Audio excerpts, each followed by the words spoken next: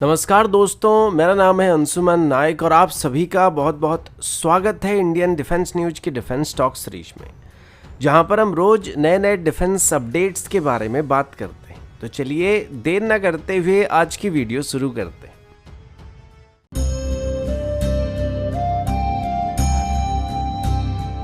आज की पहली अपडेट ड्रोन्स की तरफ से। और अभी इंडियन आर्मी और इंडियन एयरफोर्स दोनों ही अपनी सर्विस में अलग अलग कैटेगरी की ड्रोन्स को शामिल करना चाहते हैं। इसी बीच हम यूनाइटेड स्टेट्स से प्रेडेटर ड्रोन्स को हासिल करने के साथ साथ इजराइल से हेरॉन टिपी ड्रोन्स की मॉडर्न वेरिएंट को भी खरीदने की कोशिश कर रहे हैं। लेकिन ज़्यादातर जो फोकस रहा है वो अभी इंडिजिनस सिस्टम पर आ चुका है। अब इसका फायदा उठाने के लिए अदानी डिफेंस की तरफ से अभी अपनी हर्मिस 450 और हर्मिस 900 सीरीज की ड्रोन्स को इंडियन आर्मी और इंडियन एयरफोर्स को ऑफर किया जा रहा है। अब बात कुछ साल पहले की है, जब अदानी डिफेंस और इजराइल की एल्बिट सिस्टम के बीच एक एमओयू को साइन किया गया था, जिसके चलते एल्बिट सिस्टम की हर्मिस सीरीज की ड्रोन्स को अब भारत में बनाया जाने लगा है और एक तरीके से इनकी लोकल मैन्युफैक्चरिंग किया जा रहा है। अब तक भारत की तरफ से इन ड्रोन्स में इतना खास इंटरेस्ट दिखाया नहीं गया था, क्योंकि इनकी पेलोड कैरिंग कैपेसिटी इतना ज़्यादा नहीं है और ये लिमिटेड है, तो इनको मेनली एक्सपोर्ट के लिए वहां पे बनाया जा रहा था। पर इसी बीच अदानी डिफेंस की तरफ से डीआरडीओ की तरफ से डेवलप किए गए एक यूएवी लॉन्च्ड प्रिसिशन गाइडेड मुनिशंस को मैन्युफैक्चर करने का लाइसेंस हासिल कर लिया है, यानी कि एक तरीके से वो इसकी प्रोडक्शन पार्टनर बन चुके हैं, जो कि आगे चल के यूएवी लॉन्च्ड प्रिसिशन गाइडेड मुनिशंस को बनाने वाले हैं। अब अदानी डिफेंस को अच्छी तरीके से बात पता है कि इंडियन आर्म फोर्सेस में अभी जितने भी ड्रोन्स को इंडक्ट करने के बारे में सोचा जा रहा है, उनमें लॉटरिंग मुनिशंस और आर्म्ड ड्रोन की प्रायोरिटी सबसे ज्यादा है, क्योंकि खास करके हमारे पास अभी air to ground precision strike करने वाले यूएवी मौजूद नहीं है, तो इनको अभी खरीदने की कोशिश किया जा रहा है। इसके लिए आर्चर सीरीज की यूएवी को अभी डीआरडीओ की तरफ से डेवलप किया जा रहा है और प्रोजेक्ट चीता के अंदर हमारी हेरॉन टिपी ड्रोन्स को वेपनाइज करने की कोशिश किया जा रहा है। अब इसी बीच अदानी डिफेंस की तरफ से एक बहुत ही चालाक फैसला किया गया है, क्योंकि उनकी तरफ से भी अपनी हर्मिस 450 और हर्मिस 900 सीरीज के ड्रोन्स के एक वेपनाइज्ड वेरिएंट को हमारे आर्म फोर्सेस को ऑफर करने के बारे में सोचा जा रहा है। और अभी जिन डीआरडीओ की यूएवी लॉन्च प्रिसिशन गाइडेड मुनिशंस को मैन्युफैक्चर करने का लाइसेंस उनको मिला है, उनको वो अभी अपनी हर्मिस 450 और 900 सीरीज के ड्रोन्स में इंटीग्रेट करना चाहते हैं। इनमें से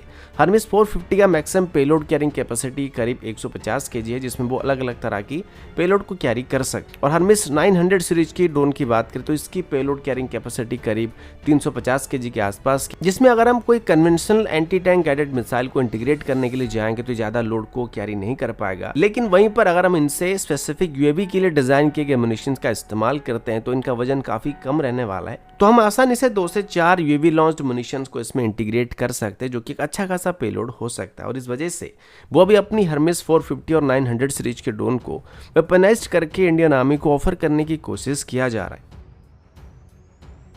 अगला अपडेट इसरो की तरफ से, और अभी हम भारत के एक स्पाई सैटेलाइट्स के बारे में बात करने वाले, जो कि अपनी सर्विस को पूरा करके अभी रिटायर हो चुका है। इस सैटेलाइट का नाम रीसैट 2 है, जो कि एक रडार इमेजिंग सैटेलाइट था और इसे इसरो की तरफ से 20 अप्रैल 2009 को करीब 12:05 के आसपास लॉन्च किया गया था। अब इनिशियल प्लान के मुताबिक इसको बस 4 साल तक की ऑपरेट करने का प्लान था और इसमें इसके लिए करीब 30 केजी के आसपास फ्यूल को दिया गया था, जो कि नॉर्मली समय समय पर ऑर्बिट में एडजस्टमेंट करने के लिए इस्तेमाल किया जा सकता है।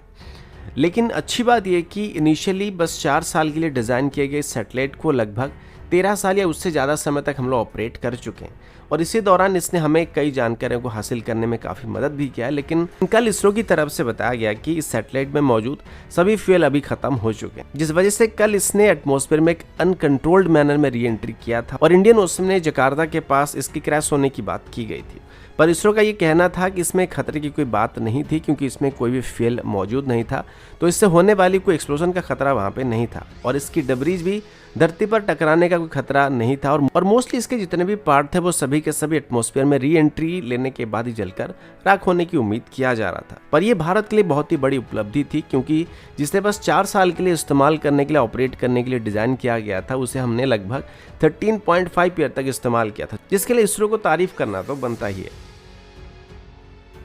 अगला अपडेट XRSAM को लेके। वैसे आज तक इसके बारे में कोई भी खास अपडेट डीआरडीओ की तरफ से नहीं दिया जाता है और जो डाटा है वो जानबूझकर पब्लिक नहीं किया जाता है। दरअसल ये भारत का अपना S-400 सिस्टम टाइप का सरफेस टू मिसाइल सिस्टम होने वाला है, जिसे नेक्स्ट जनरेशन थ्रेट को अल्ट्रा लॉन्ग रेंज में इंटरसेप्ट करने के लिए इस्तेमाल किया जा सकता है। अब हाल ही में जब डीआरडीओ की तरफ से अपनी बैलिस्टिक मिसाइल डिफेंस सिस्टम की फेज 2 प्रोग्राम के अंदर अपनी AD-1 मिसाइल को टेस्ट किया गया, इंटरसेप्टर मिसाइल को टेस्ट किया गया। तो तब ये बात कहा गया था कि इसको सिर्फ हम दुश्मन की बैलिस्टिक मिसाइल को टारगेट करने के लिए नहीं, बल्कि दुश्मन के एयरक्राफ्ट को भी निशाना बनाने के लिए इस्तेमाल कर सकते हैं और लॉन्ग रेंज में दुश्मन के एयरक्राफ्ट को टारगेट कर सकते हैं। तो इसके बाद अलग अलग डिफेंस फोरम में इसको लेके चर्चा चल रहा है, खास करके ट्विटर में अलग अलग डिफेंस एक्सपर्ट्स की तरफ से इसको लेके अलग अलग तरह की बातें किया जा रहा है और अलग अलग तरह के स्टेटमेंट इशू किया जा रहा है, जिनका कहना है कि शायद अभी AD-1 मिसाइल DRDO की next generation air defence system का एक हिस्सा बन सकता है और हो सकता है इसी मिसाइल की स्पिन अप वेरिएंट्स को आगे चल के बनाया जाएगा, जिसे XRSAM या extended range air defence programme के अंदर इस्तेमाल किया जा सकेगा। अब नॉर्मली जो मिसाइल डिफेंस सिस्टम के मिसाइल होते हैं उनके मुकाबले एयर डिफेंस सिस्टम के इंटरसेप्टर मिसाइल ज़्यादा मैन्यूवरेबल होते हैं, क्योंकि एयरक्राफ्ट बहुत ही तेजी के साथ टर्न्स को ले सकता है, तो उनके साथ मैच करने के लिए इनको हाईली मैन्यूवरेबल बनना पड़ता है, जिस वजह से काफ़ी हद तक इनकी स्पीड और रेंज घट जाती है। इन सभी को ध्यान में रखकर अंदाज़ा लगाया जा रहा है कि अगर हम AD-1 मिसाइल को बेस करके हमारी XRSAM extended range air defence system को बनाते हैं तो इसकी रेंज करीब 350 किलोमीटर से लेकर 450 किलोमीटर तक हो सकता है और ये फाइटर साइज टारगेट के लिए करीब 250 किलोमीटर के आसपास हो सकता है, जो कि करीब इसका नो एस्केप जोन की तरह होने वाला है। मोस्टली इसे दुश्मन की हाई वैल्यू टारगेट जैसे कि AWACS को या टैंकर्स को निशाना बनाने के लिए हम लोग इस्तेमाल कर सकते हैं, जो कि भले ही दुश्मन की एयर स्पेस के अंदर मौजूद होगा लेकिन फिर भी हम उसको मार के गिरा सकेंगे। इसके अलावा extended range air defence system की बात करें तो इसको लेके कुछ डिफेंस एक्सपर्ट्स का मानना है कि ये बेसिकली MRSAM के एक्सटेंडेड रेंज वाली मिसाइल को बेस करके बनाया जाने वाला है, जिनकी रेंज 150 किलोमीटर से लेकर 200 किलोमीटर तक ही सीमित होने वाली है और इसमें MRSAM, LRSAM और ERSAM जैसे मिसाइल होने की उम्मीद किया जा रहा है, लेकिन फिलहाल इस पर DRDO की तरफ से कोई भी ऑफिशियल स्टेटमेंट नहीं दिया गया। तो ये किस हद तक सच हो सकता है तो आगे चल के ही पता लगने वाली है, पर यह बात DRDO की तरफ से कहा जा चुका है कि AD-1 मिसाइल एयरक्राफ्ट को भी डिस्ट्रॉय कर सकता है, तो इसको बेस करके आगे चल के कोई एयर डिफेंस सिस्टम को डेवलप करने की उम्मीद आप कर सकते हैं। तो दोस्तों अभी के लिए इतना ही, मिलता हूँ आपसे अगले वीडियो में, तब तक के लिए जय हिंद, वंदे मातरम।